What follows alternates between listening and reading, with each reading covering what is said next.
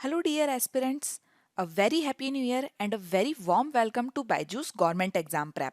समाचार पत्र विश्लेषण की इस सीरीज में आपका एक बार फिर से स्वागत है, जहां पर हम रोज के द हिंदू समाचार पत्र का विश्लेषण करते हैं और उससे परीक्षा में किस प्रकार से महत्वपूर्ण प्रश्न पूछे जा सकते हैं ये देखते हैं और महत्वपूर्ण समाचार जो है उनका विश्लेषण करते हैं।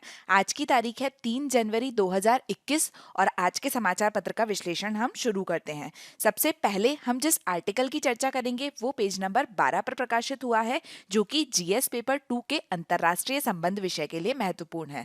तो आर्टिकल है द ब्रेक्जिट डील। ब्रेक्जिट के बारे में आपको पता होगा कि जो यूरोपियन यूनियन है उससे ब्रिटेन अलग हुआ है, जिसे ब्रेक्जिट बोला गया है। और ब्रेक्जिट होने के बाद में अब यूरोपियन यूनियन और ब्रिटेन के बीच में एक डील हुई है, ब्रेक्जिट डील।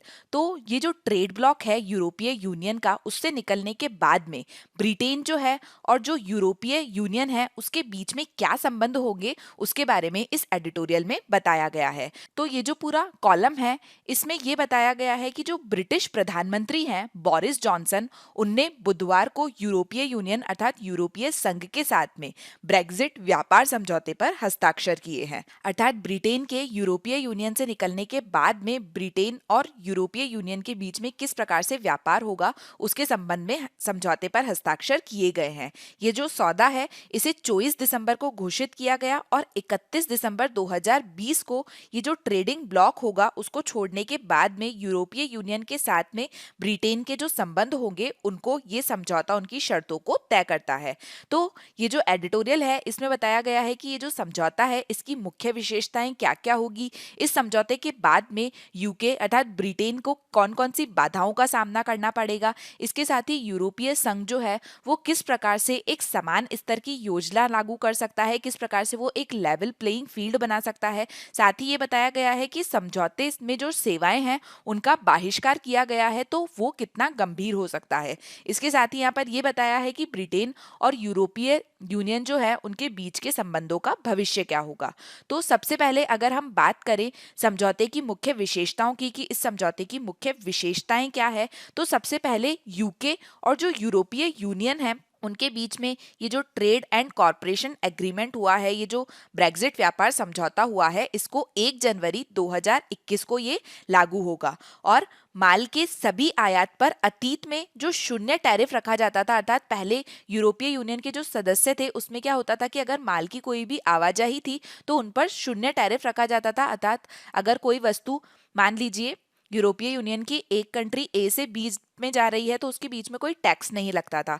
तो अब जो ये ट्रेड एग्रीमेंट हुआ है इसमें इसे ही रखा गया है, अर्थात ब्रेक्जिट से अगर यूरोपीय यूनियन में कोई माल की आवाजाही होती है तो उस पर शून्य टैरिफ रखा गया है। और साथ ही जो कोटा व्यापार का शासन था उसे भी बरकरार रखा गया है।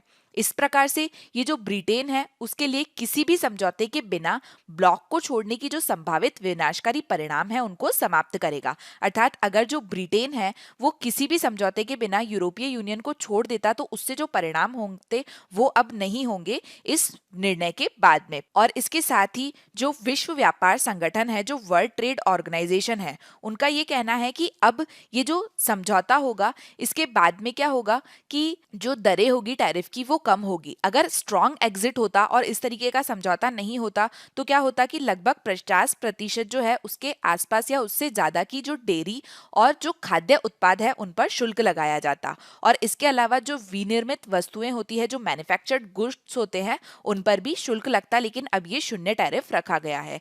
इसके साथ ही जो ब्रिटेन की राजकोषीय निगरानी है, बजट जिम्मेदारी के लिए कार्यालय, उसके अनुसार अभी जो व्यवस्था की गई है, ये जो एग्रीमेंट हुआ है उसके बाद में ब्रिटेन जो है उसको अपनी जो जीडीपी है उसमें 4% की हानि होगी। लेकिन अगर ये एग्रीमेंट नहीं होता तो ये संभावना थी कि उसे अपनी जीडीपी में लगभग 6% से ज्यादा की हानि होती। तो इस प्रकार से ये जो समझौता है वो कुछ तो अच्छा करेगा ब्रिटेन के लिए। इसके साथ ही इस समझौते की विशेषता ये है कि इसमें आयरलैंड का जो गणराज्य है, जो रिपब्लिक ऑफ आयरलैंड है, उसके साथ में अपनी सीमा को स्ट्रॉन्ग करने से बचकर जो उत्तरी आयरलैंड है उसे यूरोपीय संघ के अधिकार क्षेत्र में ये बना रहेगा।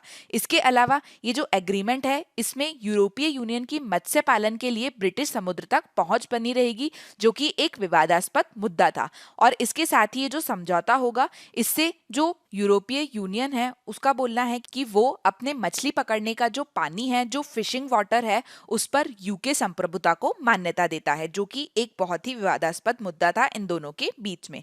इसके बाद में यहाँ पर ये बताया गया है कि यूके के सामने कौन सी नई बाधाएं आ सकती है इस समझौते के बाद में। तो यहाँ पर ये बोला गया है कि जो यूरोपीय यूनियन था उसके साथ में ब्रिटेन जो है वो पिछले 47 वर्षों से एक घर्षणहीन व्यापार प्रवाह कर रहा है, अर्थात पिछले 47 वर्षों से अच्छे से व्यापार कर रहा है और कोई कठिनाई उन्हें ज्यादा नहीं हो रही थी।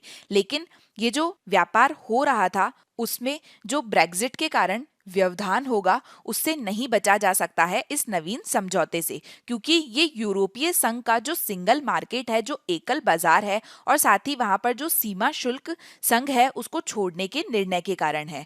क्योंकि ब्रेग्जिट में ब्रिटेन ने निर्णय लिया है यूरोपीय यूनियन का जो सिंगल मार्केट है, जो एकल बाजार है, उसे छोड़ने का, और साथ ही जो सीमा शुल्क संघ है उसे छोड़ने का। तो इसके कारण उनको व्यापार में व्यवधान तो होंगे ही। सीमा शुल्क संघ से बाहर निकलने का मतलब ये है कि यूके की सीमाओं का जो शुल्क है वो नियंत्रण की वापसी और शून्य टैरिफ शासन के दुरुपयोग को रोकने के लिए मूल नियमों की जांच। तो इस प्रकार से ये बोला गया है एचएम रेवेन्यू एंड कस्टम के अनुसार कि लगभग 7 बिलियन पाउंड का वार्षिक रूप से, एनुअली रूप से सीमा शुल्क घोषणाओं को अब तक पूरा करना होगा। अर्थात पहले जो सीमा शुल्क था वो नहीं लगता था, लेकिन अब ब्रिटेन को 7 बिलियन पाउंड वार्षिक सीमा शुल्क को पूरा करना होगा।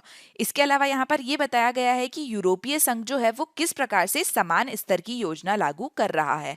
तो यूके जो है उसको अपने श्रम कानूनों और पर्यावरण संरक्षण पर अपने स्वयं के मानक स्थापित करने का अधिकार है। अब वो अपने स्वयं के मानक स्थापित करने के लिए स्वतंत्र है। हालांकि जहां भी मध्यस्थों का नियम है कि व्यवसायों को अनुचित लाभ दिया गया है, तो वहां पर यूरोपीय संघ के बाजारों में प्रवेश प्रतिबंध हो सकता है और शुल्क लगाया जा सकता है। इसके अलावा जो यूरोपीय संघ के कानून है और यूरोपीय न्यायालय है उसके अधिकार क्षेत्र से लंदन मुक्त होने में सफल रहा है। अर्थात अब यूके जो है वो यूरोपीय संघ के कानूनों से और यूरोपीय न्यायालय से मुक्त है। यूके जो है इन यूरोपियनिक्स को राष्ट्रीय संप्रभुता के प्रति एक अपमान या खतरे के रूप में मानता था, लेकिन अब ये इससे मुक्त होने में सफल रहा है। इसके अलावा यहाँ ये बोला गया है कि ब्रिटिश और यूरोपीय यूनियन की जो कंपनियां हैं वो संबंधित राष्ट्रीय अदालतों में अपने प्रतिद्वंद्वियों को दी जाने वाली राज्य सब्सिडी की चुनौती देने में सक्षम होगी। अर्थात इन दोनों स्थानों पर जो कंपनियां हैं उनकी जो प्रतिद्वंदी है उन्हें अगर किसी प्रकार की सब्सिडी दी जाती है जो कि इन कंपनियों के खिलाफ हो सकती है, तो उसके संबंध में राष्ट्रीय अदालतों में ये कंपनियां जा सकती है यदि उन्हें समझौते में निर्धारित सामान्य प्रावधानों के उल्लंघन का संदेह है तो। इसके अलावा यहाँ पर यह बताया गया है कि इस समझौते से सेवाओं के बहिष्कार का जो प्रभाव है वो कितना गंभीर हो सकता है। तो हमने ये देखा कि ये जो समझौता है ये वस्तुओं के ट्रेड के हुआ है, लेकिन जो सेवाएं हैं उनका जो व्यापार होता है, उनका जो ट्रेड होता है उसके संबंध में नहीं हुआ है। तो इसमें जो सेवाओं को बाहर रखा गया है ये कितना गंभीर हो सकता है। तो जैसे कि सेवाओं का जो क्षेत्र है उसमें यूके की जो अर्थव्यवस्था है उसका लगभग 80% है, और नए समझौते से ये जो सेवाओं को बाहर रखा गया है तो इसका जो नतीजा है वो काफी कठिन हो सकता है और यूके को काफी कठिन समस्याओं का सामना करना पड़ सकता है। इसके साथ ही ये जो समझौता है इसमें पुलिसिंग और कानून प्रवर्तन के जो कुछ क्षेत्र हैं उसमें डेटा का जो प्रवाह है वो शामिल है, जबकि व्यक्तिगत डेटा प्रसारण जो है उस पर निर्णय अलग से निपटाए जाने हैं। इसके अलावा जो प्रमुख वैश्विक वित्तीय केंद्र के रूप में लंदन है, आपको पता है लंदन जो है वो एक प्रमुख वैश्विक वित्तीय केंद्र है।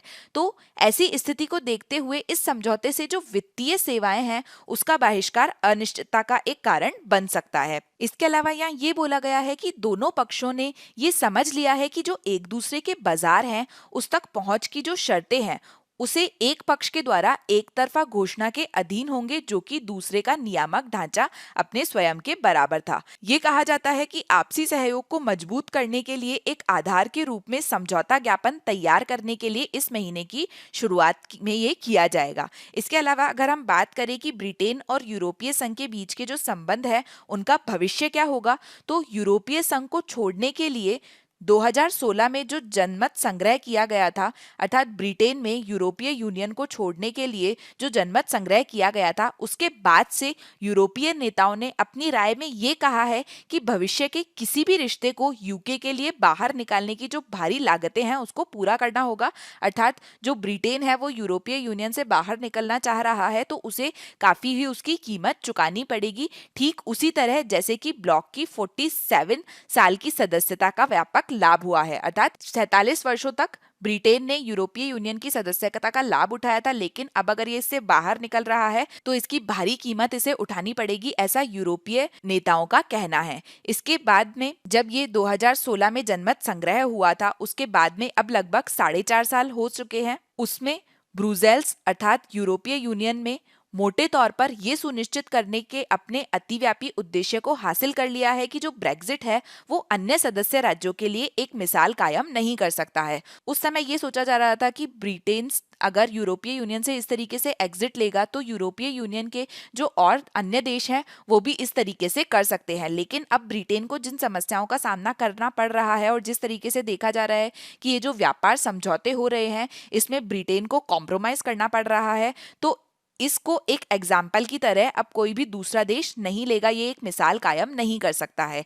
इसके विपरीत जो ब्रिटेन है उसको ये पता चल सकता है अभी कि ब्रिटेन की जो संप्रभुता और राष्ट्रीय स्वास्थ्य है उसकी रक्षा करने के लिए ब्रिटेन को कई कॉम्प्रोमाइजिंग व्यापारी समझौते करने पड़ेंगे और वही एक आगे का रास्ता होगा, एक वे फॉरवर्ड होगा।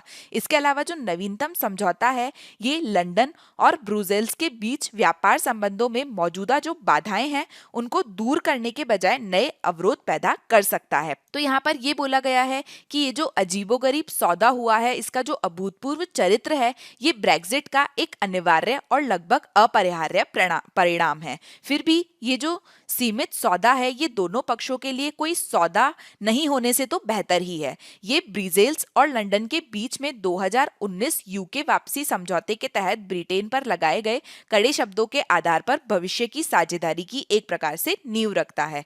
तो ये इस एडिटोरियल में पूरी चर्चा की गई है। इसके बाद में अगला कॉलम है जो कि पेज नंबर 13 पर प्रकाशित हुआ है। ये सीपैक अर्थात चाइना पाकिस्तान इकोनॉमिक कॉरिडोर के संबंध में है। ये हमारे जीएस पेपर 2 के आईआर अर्थात अंतर्राष्ट्रीय संबंध विषय के लिए महत्वपूर्ण है। तो इसमें ये बताया गया है कि जो सीपैक कॉरिडोर है वो किस प्रकार से अनसर्टेन है। अगर हम यहाँ पर सबसे पहले सीपैक के बारे में बात करें और ये बात करें कि ये एडिटोरियल क्यों प्रकाशित हुआ है, तो चीन के द्वारा पाकिस्तान कॉरिडोर की प्रगति का बचाव करते हुए सीपैक के लिए ऋण स्वीकृति करने से पहले इस्लामाबाद से अतिरिक्त गारंटी की मांग करने संबंधी जो रिपोर्ट है उसका खंडन किया गया है। तो अगर हम सीपैक के बारे में बात करें तो ये आप देख सकते हैं कि ये है चाइना पाकिस्तान इकोनॉमी कॉरिडोर। तो चाइना पाकिस्तान अर्थात चीन पाकिस्तान आर्थिक गलियारा जो है वो कई करोड़ रुपए के बेल्ट और रोड इनिशिएटिव के तहत एक प्रमुख परियोजना है। ये चीनी राष्ट्रपति शी जिनपिंग की एक महत्वाकांक्षी परियोजना के उद्देश्य चीन के द्वारा वित्त पोषित बुनियादी ढांचा परियोजना के माध्यम से विश्व में बीजिंग के प्रभाव को बढ़ाता है। अगर हम इसकी बात करें तो ये 3000 किलोमीटर लंबे चीन पाकिस्तान आर्थिक गलियारा जो है इसमें राजमार्ग, रेलवे और पाइपलाइन जो है उनका निर्माण सम्मिलित है। ये जो सीपैक है इसका लक्ष्य है पश्चिमी पाकिस्तान का जो ग्वादर शहर है उसको चीन के उत्तर पूर्वी क्षेत्र में स्थित जो जिनजियांग प्रोविंस है उससे रेलवे और सड़क मार्गों के विस्तृत नेटवर्क के माध्यम से जोड़ना। और ये जो प्रस्तावित परियोजना है इसको भारी सब्सिडी वाले जो ऋण है उनके द्वारा वित्त पोषित किया गया है। ये जो ऋण दिए गए हैं इस परियोजना के लिए ये चीनी बैंकिंग दिग्गजों जैसे कि एक्सिम बैंक ऑफ चाइना, चीन डेवलपमेंट बैंक और चीन के जो उद्योग और वाणिज्यिक बैंक है उनके द्वारा पाकिस्तान की सरकार को प्रदान किया जाएगा। अगर हम इस कॉलम के बारे में बात करें तो इसमें यह बताया गया है कि 25 दिसंबर को चाइना पाकिस्तान आर्थिक गलियारा जो है उसके तहत अंतर्राष्ट्रीय सहयोग और समन्वय अर्थात ज्वाइंट वर्किंग ग्रुप पर संयुक्त कार्य समूह की दूसरी बैठक के लिए चीन और पाकिस्तान के जो अधिकारी हैं उन्होंने चीन का जो सुदूर पश्चिम जिनजियांग क्षेत्र है उसकी राजधानी उर्मकी में मुलाकात की है। चीन के जो उप विदेश मंत्री हैं और पाकिस्तान के जो विदेश सचिव हैं सोहेल महमूद, उनने इसमें भाग लिया है और इस बैठक का उद्देश्य ये था कि जो चाइना पाकिस्तान इकोनॉमिक कॉरिडोर है उसका जायजा लेना, क्योंकि अब इस चाइना पाकिस्तान इकोनॉमिक कॉरिडोर जो है इसको 5 साल पूरे हो चुके हैं। तो इसका जायजा लेने के लिए ये जो मीटिंग है ये की गई थी, जिसमें चीन के उप विदेश मंत्री और पाकिस्तान के विदेश सचिव ने हिस्सा लिया। ये जो दोनों पक्ष हैं इनने ये बोला कि महामारी के बावजूद भी अभी देखा जा रहा है कि जो पूरा विश्व है वो कोविड-19 महामारी से ग्रसित है, तो इस महामारी के बावजूद भी जो योजना की प्रगति हुई है उसकी सराहना की गई दोनों पक्षों के द्वारा, और ये घोषणा की गई कि दोनों देशों ने कोविड-19 के निकट सहयोग और आपसी समर्थन में आर्थिक सुधार की नींव रखी है और सीपैक के निर्माण में नई गति जो है वो इंजेक्ट की गई है। हालांकि उसी बयान में ये भी बता दिया कि बिलो द सरफेस सब कुछ ठीक नहीं है दोनों देशों के बीच में, और सीपैक की कुछ परियोजनाएं जो हैं उनकी व्यवहार्यता को लेके कि वो कैसे एक महामारी प्रभावित जो अर्थव्यवस्था है उसके लिए भुगतान करने जा रहे हैं, किस प्रकार से जैसे सभी देशों की तरह पाकिस्तान भी महामारी से प्रभावित है और ऐसे समय में ऐसी अर्थव्यवस्था से किस प्रकार से सीपैक जो है उसको भुगतान किया है, इसको लेकर पाकिस्तान में नए सिरे से सवाल उठ रहे हैं। और बैठक के पहले ही दिन एक्सप्रेस ट्रिब्यूटन अखबार जो है उनने ये बताया कि चीन में मेन लाइन 1 अर्थात ML1 जो है उसके लिए लगभग $6 बिलियन के ऋण को मंजूरी देने से पहले अतिरिक्त गारंटी मांगी थी। अर्थात चीन ने ML1 के लिए इसको ऋण देने से पहले पाकिस्तान से एक अतिरिक्त गारंटी मांगी थी इसके लिए, जिसमें पेशावर से 1872 किलोमीटर रेल लाइन का उन्नयन शामिल है। इसके अलावा वो पाकिस्तान की कमजोर वित्तीय स्थिति के कारण और इस्लामाबाद के सबसे सस्ते ऋण को सुरक्षित करने की इच्छा के खिलाफ वाणिज्य और जो रियायती ऋण है उनके मिश्रण का प्रस्ताव किया गया है। इसके अलावा जो पेपर्स पब्लिश हुए हैं उनमें ये कहा गया है कि दिसंबर में जो आयोजित हुआ है ये तीसरा संयुक्त ML1 की जो वित्त पोषण समिति की बैठक है उसमें बीजिंग ने चीनी विदेश मंत्रालय ने इस रिपोर्ट को निराधार करार दिया है। इसके अलावा अगर हम ये जो ज्वाइंट वर्किंग ग्रुप की मीटिंग हुई है इसके टेकअवेज के बारे में बात करें तो इसके टेकअवेज थे स्थानीय आजीविका में सुधार करने का जो सीपैक है उसकी सकारात्मक भूमिका को जारी रखना को लेकर एक समझौता, और समय पर सीपैक के बारे में गलत रिपोर्ट जो है उसको स्पष्ट करने के लिए समझौता। तो ये इस ज्वाइंट वर्किंग ग्रुप की बैठक के टेकअवेज थे। इसके साथ ही ये जो दोनों पक्ष हैं इन्होंने ये निर्णय लिया कि सीपैक से संबंधित जो विषय हैं उन पर सहयोग को मजबूत करने के लिए दोनों देशों के जो मीडिया है, फिल्म है, टेलीविजन और प्रकाशन जो है उन क्षेत्रों में इसे प्रोत्साहित किया जाएगा। इसके अलावा यहाँ पर यह बोला गया है कि क्या ये चाल अनिश्चित है, क्योंकि ML1 के बारे में बहस और कुछ अर्थों में संदेह जो है वो ये प्रतीत है कि CPEC अर्थात चाइना पाकिस्तान इकोनॉमिक कॉरिडोर जो है वो स्थापना के बाद ही से जिन संदेहों में ग्रस्त है ये उससे दर्शाता है। इसके अलावा अब जब इस चाइना पाकिस्तान इकोनॉमिक कॉरिडोर को 5 वर्ष पूरे हो गए हैं तो ये एक प्रकार की मिश्रित तस्वीर दिखाता है। मिश्रित तस्वीर कैसे है कि जब चाइना पाकिस्तान इकोनॉमिक कॉरिडोर की स्थापना की गई थी तो उसमें ये वादा किया गया था कि पाकिस्तान की जो अर्थव्यवस्था है उसे ये बेहतर करेगा, जो कि इसके द्वारा नहीं किया गया। लेकिन वहीं पे ये भी देखा गया कि इसने अर्थव्यवस्था को कोई खास विनाशकारी परिणाम नहीं दिए हैं, कोई वित्तीय बर्बादी जो है वो इससे नहीं हुई है। तो इस तरीके से बोला जा सकता है कि ये मिश्रित परिणाम दिखा रहा है। तो ये जो मिश्रित परिणाम दिखा रहा है इसका कारण क्या है कि जो चाइना पाकिस्तान इकोनॉमिक कॉरिडोर है ये एक प्रकार से हाइप का शिकार हो गया है। अर्थात इसमें जो लक्ष्य दिए गए थे वो वास्तविक नहीं थे, काफी काल्पनिक आंकड़े थे और बहुत बड़े लक्ष्य इसमें दिए गए थे। तो चाइना पाकिस्तान इकोनॉमिक कॉरिडोर जो है वो काफी हद तक अपना ही जो प्रचार है उसका शिकार रहा है। $62 बिलियन का जो काल्पनिक आंकड़ा इसमें दिया गया था उसे कभी भी अमल में नहीं ला सकते हैं, और इसलिए इसका जो ये आंकड़ा है इसके 1/3 के आसपास अनुमान जो है वो ये सुझाव देते हैं कि योजना की वर्तमान गुंजाइश को दर्शाता है। इसके अलावा एंड्रयू स्मॉल, जो कि द चाइना पाकिस्तान एक्सिस के लेखक हैं और जर्मन मार्शल फंड के एक शोध साथी हैं, इन्होंने समाचार में सितंबर में ये बताया था कि इस योजना को उस व्यापक स्कोप से काफी स्लिम डाउन किया गया है जिसकी पहले कल्पना की गई थी। इसके अलावा जो चाइना पाकिस्तान इकोनॉमिक कॉरिडोर है, जो कि 2017 से लेकर 2030 की परियोजना है, उसके लिए चीन और पाकिस्तान दोनों की सरकारों के द्वारा एक मूल दीर्घकालिक योजना जो है उस पर हस्ताक्षर किए गए थे। ये जो परियोजना है, इसके तहत ये जो योजना है वो 4 क्षेत्रों को प्राथमिकता देगी और 4 क्षेत्रों को प्राथमिकता देते हुए जो सीपैक का मॉडल है वो 1+4 मॉडल के चारों ओर इसमें कार्य किया जाएगा, जिसमें ग्वादर जो है वो 1 का कार्य करेगा और ये जो ग्वादर है जहां पर चीन जो है वो अरब सागर में एक बंदरगाह का विस्तार कर रहा है और इसके साथ ही बंदरगाह का विस्तार करने के साथ ही मुक्त व्यापार क्षेत्र, ऊर्जा, परिवहन, अवसंरचना और औद्योगिक सहयोग जो है इसके लिए महत्वाकांक्षी योजनाएं इसमें बनाई गई है। इसके अलावा 2017 के अंत तक ये अनुमान लगाया गया था कि परियोजना की अधिक विस्तृत सारणी गति में होगी, लेकिन संकेत ये है कि सीपैक अपने परिवर्तनशील इरादों के लिए बहुत कम है और वो अपने आप में पूरी तरीके से बुरी बात नहीं हो सकती है, क्योंकि सीपैक के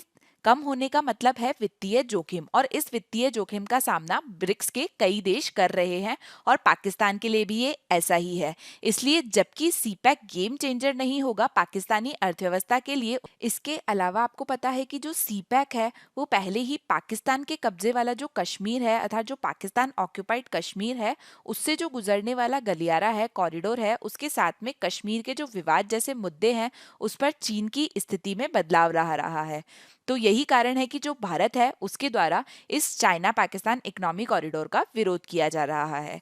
अब हम चलते हैं नेक्स्ट आर्टिकल की तरफ। तो अगली जो न्यूज है पेज नंबर 1 पर प्रकाशित हुई है और ये जीएस पेपर 2 के अंतरराष्ट्रीय संबंध विषय के लिए महत्वपूर्ण है। तो ये जो समाचार है ये है LET leader held ahead of FATF meet, अर्थात लश्कर तैयबा एलईटी के जो ऑपरेशन कमांडर थे जकी उर रहमान लखवी, उनको पाकिस्तान में आतंकी फाइनेंसिंग के आरोप में गिरफ्तार किया गया है। उन पर मुंबई में जो 26/11 का आतंकी हमला हुआ था उसमें अहम भूमिका निभाने का आरोप है और 61 वर्षीय जो लश्कर कमांडर है वो 2015 से जमानत पर रिहा था और इन्हें पाकिस्तान प्रांत के आतंक रोधी विभाग ने गिरफ्तार किया है।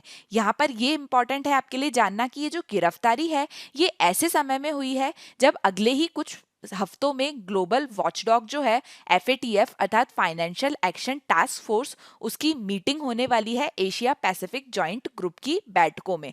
और ये जो एशिया पैसिफिक जॉइंट ग्रुप की बैठक होगी, एफएटीएफ की मीटिंग होगी, ये पाकिस्तान की जो अभी ग्रे लिस्ट का स्टेटस है, पाकिस्तान को जो ग्रे लिस्ट में रखा गया है उस पर विचार करेगा, जिसका मतलब ये था कि जो पाकिस्तान है वो अभी निगरानी के तहत था और ऐसे समय में एलईटी लीडर का जो गिरफ्तार होना है वो पाकिस्तान के लिए काफी ही खतरनाक हो सकता है। तो अगर हम यहाँ पर एफएटीएफ के बारे में बात करें, फाइनेंशियल एक्शन टास्क फोर्स के बारे में अगर हम बात करें, तो फाइनेंशियल एक्शन टास्क फोर्स जो है वो एक अंतर सरकारी निकाय है जिसे G7 समिट जो हुई थी उसके दौरान 1989 में मनी लॉन्ड्रिंग और आतंकी वित्त पोषण से निपटने के लिए स्थापित किया गया था।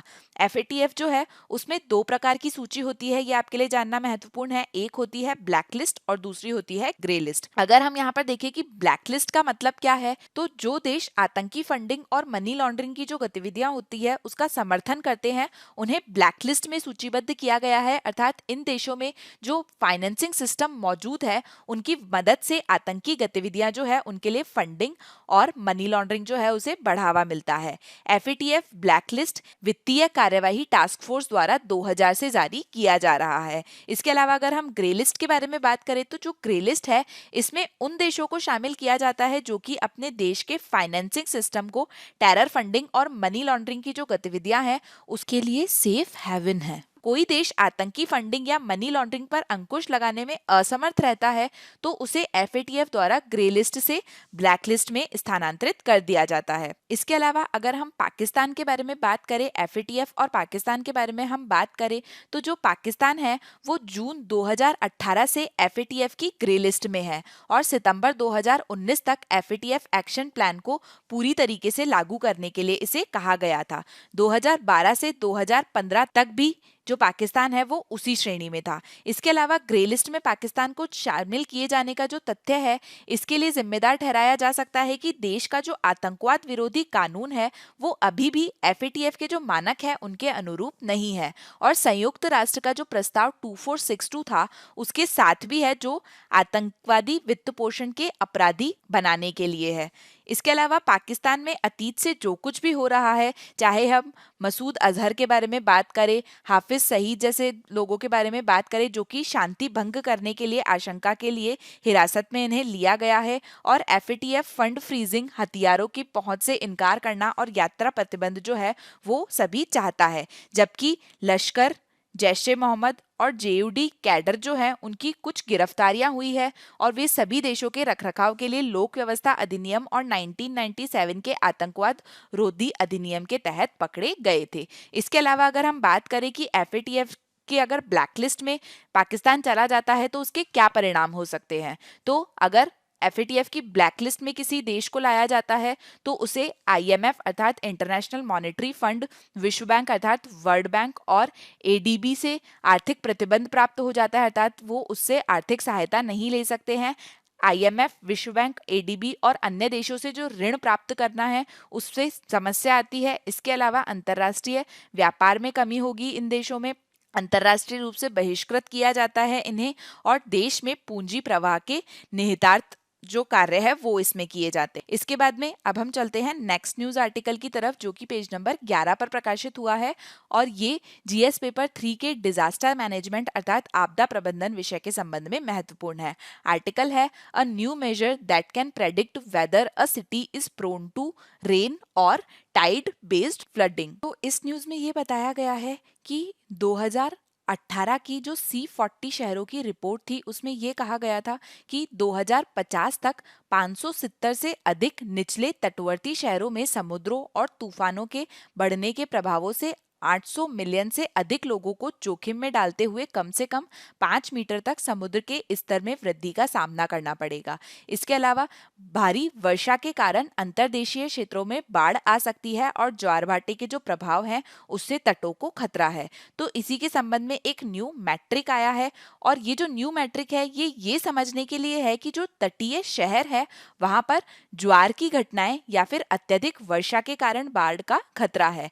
भारतीय प्रौद्योगिकी संस्थान बॉम्बे की एक टीम ने ये जो नया मैट्रिक या मॉप टाइड रेनफॉल फ्लड क्वार्टेंट इसे कहा गया है, ये प्रभावी आपदा प्रबंधन के लिए बाढ़ की जो घटनाएं हैं इसके प्रमुख चालक को समझने में एक बहुत महत्वपूर्ण है। इसमें क्या किया गया है कि पिछले वर्षों के जो आंकड़े हैं, ज्वार के आंकड़े हैं और क्षेत्र की स्थलाकृति है, उसका उपयोग करके इस रूपरेखा को बनाया गया है और इसके प्रमुख कारकों को इसमें इंगित करते हुए लागू किया गया है, और हाल ही में जो पर्यावरण अनुसंधान पत्र है उसमें इसे प्रकाशित किया गया। तो ये जो टीम है इसने क्या किया कि इनने 3 भौगोलिक स्थितियों पर विविध बाढ़ प्रवण तटीय क्षेत्र जो है उनका चयन किया।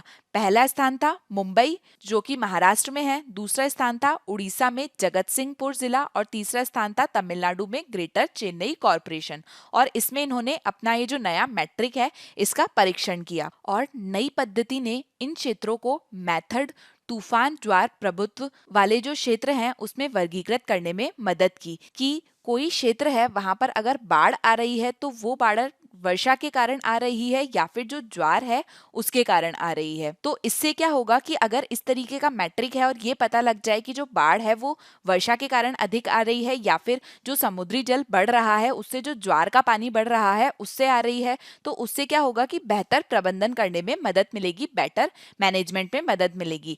टीम ये बताती है कि जो मैट्रिक है ये लंबी अवधि की योजना के लिए जो निर्देशित बेहतर बाढ़ जोखिम प्रबंधन प्रणाली है उसको तैयार करने में आपदा प्रबंधन जो विशेषज्ञ हैं उनकी मदद कर सकता है। अब हम चलते हैं नेक्स्ट न्यूज की तरफ। तो नेक्स्ट न्यूज जो है वो न्यूज अपडेट है, इसके बारे में हम पहले भी चर्चा कर चुके हैं। ये पेज नंबर 1 पर आई है जो कि जीएस पेपर 2 के शासन विषय और जीएस पेपर 3 के विज्ञान और प्रौद्योगिकी विषय के संबंध में महत्वपूर्ण है। ये न्यूज है free vaccination first for 3 core health frontline workers. तो इसके बारे में हम पहले भी चर्चा कर चुके हैं। ये जो न्यूज़ है इसमें ये बताया गया है कि सरकार जो है वो अगले 6 से 8 महीने में कोरोना वायरस के खिलाफ भारत में 30 करोड़ लोगों का टीकाकरण करने की योजना बना रहा है और इसकी जो शुरुआत है ये फ्रंटलाइन वर्कर्स से होगी। वास्तविक टीकाकरण कार्यक्रम जो होगा, एक्चुअल वैक्सीनेशन प्रोग्राम जो होगा, वो शुरू करने से पहले अधिकारियों की तैयारियों का जायजा लेने के लिए देश भर में कोविड-19 टीकाकरण के लिए ड्राई रन जो है वो चल रहा है। नियामक drug controller general of India जो है उसके द्वारा वैक्सीन को मंजूरी देने के तुरंत बाद में टीकाकरण का अभियान जो है वो शुरू हो जाएगा। तो अगर हम देखें कि ये जो टीका है वो किसे पहले मिलेगा, तो ये जो टीका है वो सबसे पहले मिलेगा जो स्वास्थ्य कर्मचारी हैं, चाहे वो सार्वजनिक हो चाहे वो निजी हो। कोविड-19 वैक्सीन प्रशासन के लिए राष्ट्रीय विशेषज्ञ समूह जो है उनके द्वारा की गई सिफारिशों के मुताबिक ये जो वैक्सीन है वो सबसे पहले सरकारी और निजी दोनों अस्पतालों में काम करने वाले जो लगभग 1 करोड़ स्वास्थ्य कर्मचारी हैं उनको दी जाएगी और इन स्वास्थ्य सेवा श्रमिकों को आगे उप श्रमिकों में विभाजित किया गया है। स्वास्थ्य सेवा श्रमिकों को उप श्रमिकों में कैसे विभाजित किया गया है? फ्रंटलाइन स्वास्थ्य और एकीकृत बाल सेवा कार्यकर्ता, नर्स और पर्यवेक्षक, चिकित्सा अधिकारी, पैरामेडिकल स्टाफ, सहायक कर्मचारी और छात्र, और उसी का जो डेटा है वो सरकारी और निजी स्वास्थ्य सुविधाओं के माध्यम से एकत्र किया गया है और कोविन में फीड किया जा रहा है, जो कि वैक्सीनेशन ड्राइव को रोल आउट और स्केल करने के लिए एक डिजिटल प्लेटफॉर्म है। तो आपको ध्यान रखना है, कोविन जो है वो वैक्सीनेशन ड्राइव को रोल आउट करने और स्केल करने के लिए एक डिजिटल प्लेटफॉर्म है। ये आपसे प्रारंभिक परीक्षा में पूछा जा सकता है। इसके बाद में वैक्सीन दी जाएगी फ्रंटलाइन वर्कर और नगर पालिका के जो कार्यकर्ता हैं उन्हें, जिसमें आते हैं राज्य और केंद्रीय पुलिस विभाग, सशस्त्र बल, होमगार्ड, आपदा प्रबंधन और नागरिक सुरक्षा संगठन, जेल कर्मचारी और नगर पालिका के जो श्रमिक है, राजस्व अधिकारी से जुड़े, जो कि लगभग 2 करोड़ फ्रंटलाइन कार्यकर्ता हैं। इसके बाद में 50 वर्ष से अधिक उम्र की जो आयु की जनसंख्या है उसे ये वैक्सीन दी जाएगी। इसके बाद में ये हाई कोविड-19 संक्रमण वाले जो क्षेत्र हैं वहां पर दी जाएगी और आखिर में ये शेष जनसंख्या को वैक्सीन दी जाएगी। इसके बाद में हम नेक्स्ट न्यूज आर्टिकल के बारे में चर्चा करते हैं जो कि पेज नंबर 9 पर प्रकाशित हुआ है। ये जीएस पेपर 2 के अंतरराष्ट्रीय संबंध विषय के लिए महत्वपूर्ण है। तो ये न्यूज है, Iran plans to enrich uranium up to 20% purity से आईएईए अर्थात इंटरनेशनल एटॉमिक एनर्जी एजेंसी। तो ईरान जो है वहां पर पहाड़ के भीतर जो फोर्ड परमाणु संयंत्र बनाया गया है वहां पर यूरेनियम को 20% तक शुद्धता तक संवर्धित करने की जो योजना है वो बनाई जा रही है। अगर ईरान के द्वारा यूरेनियम को 20% तक प्योरीफाई किया जाता है तो ईरान के द्वारा जो अंतर्राष्ट्रीय परमाणु समझौता है, जो इंटरनेशनल न्यूक्लियर एग्रीमेंट है, उसका सबसे बड़ा उल्लंघन इसे माना जाएगा। क्यों? क्योंकि परमाणु बम बनाने के लिए जो यूरेनियम है उसे 90% तक शुद्ध करना होता है, लेकिन साल 2015 में जो परमाणु समझौता हुआ था उसके तहत ईरान जो है वो सिर्फ 4% तक जो शुद्धता तक यूरेनियम को संवर्धित कर सकता है। अर्थात 2015 में जो परमाणु समझौता हुआ था उसके तहत ईरान सिर्फ 4% शुद्धता तक यूरेनियम को संवर्धित कर सकता है और अमेरिकी राष्ट्रपति डोनाल्ड ट्रंप ने ईरान के साथ में हुए परमाणु समझौते से अमेरिका को बाहर करते हुए इस पर सख्त प्रतिबंध जो है वो लगा दिए थे। अब परमाणु मामलों पर नजर रखने वाली जो संयुक्त राष्ट्र की संस्था है, इंटरनेशनल एटॉमिक एनर्जी एजेंसी, इसने ये स्वीकार किया है कि वॉल स्ट्रीट जर्नल के द्वारा खबर दिए जाने के बाद में ईरान ने उनके पर्यवेक्षक को इस संबंध में जानकारी दी है। आईएईए जो है उन्होंने ये बयान दिया है कि ईरान को सूचित किया है कि हाल में देश की जो संसद है उसके द्वारा पारित अधिनियम का पालन करने के लिए ईरान के परमाणु ऊर्जा संगठन ने यूरेनियम को 20% शुद्धता तक संवर्धित करने की योजना बनाई है। आईएईए ने ये कहा है कि ईरान ने अभी तक ये नहीं बताया है कि वह इस पर कब से काम शुरू करेगा। संयुक्त राष्ट्र में ईरान के प्रवक्ता जो है उन्होंने वॉल स्ट्रीट जर्नल में प्रकाशित खबर की अतिशयोक्ति को तो बताया है, लेकिन यूरेनियम संवर्धन शुरू करने की तिथि के बारे में कुछ नहीं कहा। तो इस न्यूज के बारे में हम पहले भी चर्चा कर चुके हैं, यहाँ पर हमने आपको इसका एक अपडेट दिया है। इसके बाद में अगली न्यूज है जो कि पेज नंबर 1 पर प्रकाशित हुई है और ये प्रारंभिक परीक्षा के संबंध में महत्वपूर्ण है। ये पॉलिटी विषय के संबंध में महत्वपूर्ण है। न्यूज है, Assam's doubtful citizen get a centre to learn their rights. तो यहाँ पर हम जानेंगे कि ये डाउटफुल सिटीजन क्या है। जो वोटर्स होते हैं, डाउटफुल वोटर्स होते हैं, वो क्या होता है। तो इसके संबंध में हम सबसे पहले प्रारंभिक परीक्षा से संबंधित एक अभ्यास प्रश्न देखते हैं। डी वोटर्स अर्थात डाउटफुल वोटर्स के संबंध में निम्न कथनों पर विचार कीजिए। पहला ये है कि ये असम के मतदाताओं की एक श्रेणी है जिसे उचित नागरिकता प्रामाणिकता की कमी के लिए सरकार के द्वारा बेदखल किया जाता है। तो ये स्टेटमेंट सही है। दूसरा स्टेटमेंट है कि 1997 में मतदाता सूची तैयार करने के दौरान एक मतदाता के टैग का उपयोग पहली बार चुनाव आयोग के द्वारा किया गया था। तो दूसरा स्टेटमेंट भी सही है। तीसरा है कि उन्हें चुनाव लड़ने और उनके वोट डालने से रोक दिया जाता है और उन्हें निर्वाचक का फोटो पहचान पत्र जो है वो नहीं दिया जाता है। तो तीसरा स्टेटमेंट भी सही है। सही उत्तर हो जाएगा डी। तो जो डाउटफुल वोटर होते हैं वो हमने यहाँ पर देखा कि ये असम के मतदाताओं की एक श्रेणी है जिसे उचित नागरिकता प्रामाणिकता की कमी के लिए सरकार के द्वारा बेदखल किया जाता है मतदान देने से, अर्थात इनके पास में अपनी नागरिकता को प्रमाणित करने के लिए जो उचित दस्तावेज हैं वो नहीं है, वो अपनी नागरिकता प्रमाणित नहीं कर पाते हैं। और इसके साथ ही इन्हें चुनाव लड़ने और वोट डालने के लिए रोका जाता है और इन्हें निर्वाचक फोटो पहचान पत्र जो है वो नहीं दिया जाता है। जिन्हें डी मतदाता अर्थात डी वोटर घोषित किया जाता है उनकी स्थिति जो है वो विदेश अधिनियम के तहत विशेष न्यायाधिकरण द्वारा निर्धारित की जाती है। 2011 में गुवाहाटी उच्च न्यायालय ने डी वोटर्स को विदेशी ट्रिब्यूनल आदेश 1964 के तहत स्थापित किए गए जो विदेशी ट्रिब्यूनल है उसमें स्थानांतरित करने का आदेश दिया था और उन्हें नजरबंदी शिविरों में रखा गया। ये जो डी वोटर्स हैं इनकी संख्या लगभग 1.20 लाख ये संदिग्ध मतदाता है। इसके बाद में अगली न्यूज जो कि पेज नंबर 2 पर प्रकाशित हुई है ये प्रारंभिक परीक्षा के लिए आर्ट एंड कल्चर विषय के संबंध में महत्वपूर्ण है। तो ये न्यूज है NGMA starts weekend art music session. तो यहाँ पर हम समझेंगे एनजीएमए के बारे में अर्थात national gallery of modern art के बारे में। तो इससे संबंधित प्रारंभिक परीक्षा का एक प्रश्न है कि आधुनिक कला की जो राष्ट्रीय गैलरी है national gallery of modern art इसके संबंध में निम्नलिखित कथनों पर विचार कीजिए। पहला कि ये देश की प्रमुख आर्ट गैलरी है और संस्कृति मंत्रालय के अंतर्गत आती है। तो पहला स्टेटमेंट सही है, ये संस्कृति मंत्रालय के अंतर्गत आती है, ये आपको ध्यान रखना है, ये मिनिस्ट्री ऑफ कल्चर के अंतर्गत आती है। इसके बाद में दूसरा है मुख्य संग्रहालय जो है वो नई दिल्ली के जयपुर हाउस में है और इसकी स्थापना 1954 में भारत सरकार द्वारा मुंबई और बैंगलोर में बाद की शाखाओं के साथ में की गई थी। तो दूसरा स्टेटमेंट भी सही है। तीसरा है कि इसके संग्रह में 2000 से अधिक कलाकारों के 1700 से अधिक काम शामिल है। तो इसमें थॉमस डैनियल, राजा रवि वर्मा, अबिंद्रनाथ टैगोर, रविंद्रनाथ टैगोर, गंगेंद्रनाथ टैगोर, नंदलाल बोस, जैमिनी रॉय, अमृता शेरगिल, इसके साथ ही और कई जो विदेशी कलाकार हैं उनकी कलाएं जो है वो इसमें शामिल है। तो तीसरा स्टेटमेंट भी सही है। सही उत्तर हो जाएगा डी। इसके अलावा अगर हम national gallery of modern art के बारे में बात करें तो जो ये गैलरी है ये देश के सांस्कृतिक लोकाचार का भंडार है और यहाँ पर दृश्य और जो प्लास्टिक आर्ट है उसके क्षेत्र में लगभग 1857 से शुरू होने वाले पिछले कई बदलते हुए जो कला रूप हैं उन्हें इसमें प्रदर्शित किया गया है। कुछ अंतराल रहा है इसमें और कुछ सामान्य ज्ञान के बावजूद भी ये जो national gallery of modern art का संग्रह है ये आज देश में आधुनिक और समकालीन जो कला है उसका एक सबसे महत्वपूर्ण संग्रह है। इसके बाद में अब हम चलते हैं नेक्स्ट न्यूज की तरफ। ये पेज नंबर 5 पर प्रकाशित हुई है जो प्रारंभिक परीक्षा के संबंध में महत्वपूर्ण है। Centre should back Maratha reservation in supreme court.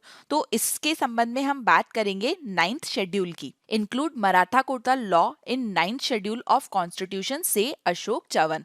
तो अगर हम यहाँ पर संविधान की नवी अनुसूची के बारे में बात करें तो इसके संबंध में एक प्रश्न हम देखते हैं। इसका पहला स्टेटमेंट है कि इस अनुसूची में उल्लेखित ऐसी कोई भी कार्यवाही जो है वो न्यायिक समीक्षा के दायरे से बाहर है, अर्थात 9th शेड्यूल में जो कार्यवाही है वो न्यायिक समीक्षा अर्थात जुडिशियल रिव्यू जो है उससे बाहर है। तो पहला स्टेटमेंट सही है। दूसरा है कि यद्यपि अनुच्छेद 31B न्यायिक समीक्षा को बाहर करता है लेकिन शीर्ष अदालत ने अतीत में ये कहा है कि नवी अनुसूची के तहत कानून भी मौलिक अधिकारों या संविधान के तहत जो मूल ढांचा है उसका उल्लंघन करने पर जांच के लिए खुले होंगे। तो दूसरा स्टेटमेंट सही है, सही उत्तर हो जाएगा सी। तो अगर हम यहाँ पर 9th शेड्यूल के बारे में बात करें तो इसमें केंद्रीय और राज्य के जो कानून हैं उसकी सूची शामिल है जिन्हें अदालतों में चुनौती नहीं दी जा सकती है। अर्थात ये जो अनुसूची है इसमें जो कार्यवाही है वो न्यायिक समीक्षा के दायरे से बाहर है। वर्तमान में 284 ऐसे कानून जो है वो न्यायिक समीक्षा से परिरक्षित हैं। इसके अलावा 1951 में ये जो अनुसूची है, नवी अनुसूची, ये संविधान का हिस्सा बन गई थी और जब पहली बार ये जो दस्तावेज है इसमें संशोधन किया गया था। ये नए अनुच्छेद जो है वो 31 बी के द्वारा बनाया गया है। ये जो शामिल किया गया है इसे एक नए अनुच्छेद 31 बी के तहत बनाया गया है, जो कि 31 ए के साथ में सरकार के द्वारा कृषि सुधार से संबंधित जो कानून है उसकी रक्षा और जमींदारी व्यवस्था को समाप्त करने के लिए लाया गया था। ये जो अनुच्छेद 81 बी है इसमें पूर्वव्यापी संचालन भी है। यदि 9वीं अनुसूची में असंवैधानिक घोषित किए जाने के बाद में कानून लागू किए जाते हैं तो उनके शुरू होने के बाद से अनुसूची में माना जाता है और ये इस तरीके से वैध होते हैं। जबकि अधिकांश कानून जो है वो अनुसूचित कृषि और भूमि मुद्दों के तहत संरक्षित है। सूची में आरक्षण जैसे जो अन्य विषय हैं वो भी शामिल है और इसके साथ ही इसमें तमिलनाडु का एक कानून है जो कि राज्य को 69% आरक्षण प्रदान करता है, वो भी इस अनुसूची में आता है। तो आपको पता है कि जो कानून है उसके तहत जो आरक्षण है वो 50% से अधिक नहीं होना चाहिए, लेकिन तमिलनाडु में आरक्षण 69% है, लेकिन इसे इस सूची के अंतर्गत रखा गया है ताकि ये न्यायिक समीक्षा के दायरे में नहीं आता है। अब हम चलते हैं नेक्स्ट पॉइंट की तरफ। तो अगला न्यूज आर्टिकल पेज नंबर 6 पर प्रकाशित हुआ है, political battle begins over Ram Tirtham. तो यहाँ पर हम राम तीर्थम के बारे में चर्चा करेंगे। इससे संबंधित प्रारंभिक परीक्षा का प्रश्न देखते हैं। राम तीर्थम के संबंध में निम्नलिखित कथनों पर विचार कीजिए। पहला है कि ये आंध्र प्रदेश के विजयनगरम जिले में स्थित है। ये एक तीर्थ स्थल है और ये एक प्राचीन ऐतिहासिक स्थल है जो कि 3री शताब्दी ईसा पूर्व में वापस आया था। तो पहला स्टेटमेंट सही है। दूसरा है कि इसमें हिंदू धर्म, जैन धर्म और बौद्ध धर्म से ये संबंधित है। तो दूसरा भी स्टेटमेंट सही है। तीसरा है कि हिंदू पौराणिक कथाओं में राम तीर्थम जो है उसको भगवान श्री राम के साथ में पारस्परिक संबंध के द्वारा पवित्र स्थानों में से एक कहा जाता है। तो तीसरा स्टेटमेंट भी सही है, सही उत्तर हो जाएगा डी। तो अगर हम राम तीर्थम के बारे में बात करें तो ये जो राम तीर्थम है ये रामचंद्र स्वामी का प्राचीन प्रसिद्ध मंदिर जो है वो यहाँ पर पाया जाता था और कुछ बौद्ध और जैन संरचनाओं के जो खंडर है वो भी इस स्थान पर मिले हैं। ये 3री शताब्दी ईसा पूर्व बौद्ध मठ परिसर और गुफाओं की दीवारों पर जैन तीर्थंकर छवियों के साथ में रॉक कट गुफाएं जो है वो भी यहाँ पर मिली है। अब हम चलते हैं नेक्स्ट न्यूज की तरफ जो कि पेज नंबर 8 पर प्रकाशित हुई है और ये प्रारंभिक परीक्षा के लिए एनवायरमेंट और इकोलॉजी विषय के संबंध में महत्वपूर्ण है। Assam throws a lifeline to its only Ramsar site. तो आपको ध्यान रखना है असम में केवल एक रामसर साइट है और वो रामसर साइट कौन सी है? दीपोर बिल। तो अगर हम यहाँ पर दीपोर बिल के बारे में बात करें तो दीपोर बिल के संबंध में निम्न कथनों पर विचार कीजिए। पहला है कि ये एक स्थायी मीठे पानी की झील है जो कि ब्रह्मपुत्र नदी के पूर्व चैनल में स्थित है। तो पहला स्टेटमेंट सही है। दूसरा है कि इसे रामसर साइट के रूप में नामित किया गया है और रामसर कन्वेंशन के तहत अंतरराष्ट्रीय महत्व का ये एक आर्द्रभूमि है, अर्थात ये एक वेटलैंड एरिया है। तो दूसरा स्टेटमेंट भी सही है।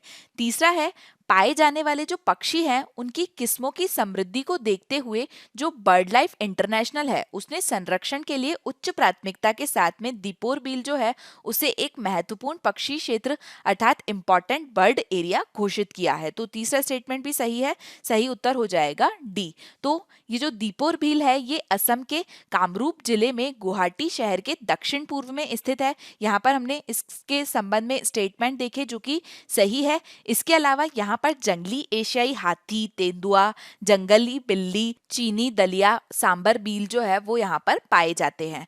तो यहाँ पर हमारा आज का डिस्कशन खत्म होता है। अब हम मुख्य परीक्षा से संबंधित प्रश्न देखते हैं जिनसे संबंधित जो आर्टिकल हैं वो हमने डिस्कस किए हैं। पहला क्वेश्चन है सीपैक परियोजना अपनी सीमाओं के बावजूद चीन और पाकिस्तान के बीच के जो संबंध हैं उनको मजबूत करती देखी जा रही है। परियोजना के बारे में भारत के आरक्षण को ध्यान में रखकर बयान का विश्लेषण करें।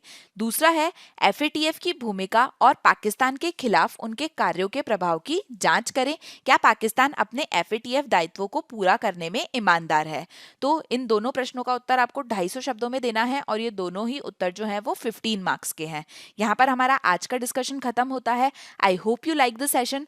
मुख्य परीक्षा से संबंधित आपको जो प्रश्न दिए गए हैं, मेंस से रिलेटेड जो क्वेश्चंस आपको यहाँ पर दिए गए हैं, उनका आंसर लिखने की आप कोशिश कीजिएगा। Thank you so much. Stay happy, stay safe. A very happy new year once again.